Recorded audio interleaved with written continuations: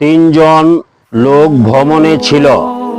ঝড় বৃষ্টি শুরু হলে তারা একটি গুহায় ঢুকে একটি বড় পাথর গড়িয়ে এসে গুহার মুখ বন্ধ করে দেয়।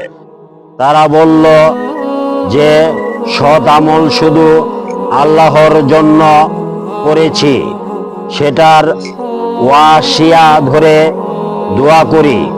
প্রথম ব্যক্তি পিতামাতার খেদমত।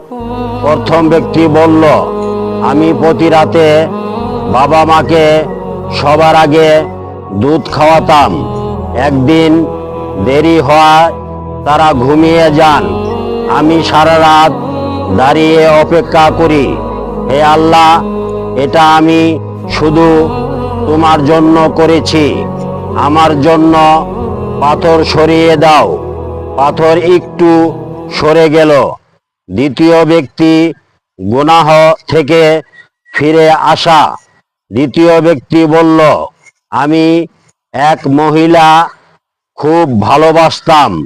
গুনাহ করতে গেলে সে বলল, আল্লাহকে ভয় করো।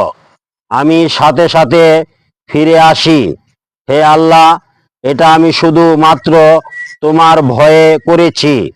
পাথর আরো একটু সরে গেল। তৃতীয় ব্যক্তি সততার পরীক্ষা। শ্রমিক ফিরে এলে আমি পুরো পশুর পাল তাকে দিয়ে দেই, নিজের জন্য কিছুই রাখিনি। হে আল্লাহ, এটা শুধু তোমার জন্য করেছি। পাথর পুরো সরে গেল। সম্পূর্ণ পাথরটি সরে যায়। তারা সবাই গুহা থেকে বের হয়ে রক্ষা পায়।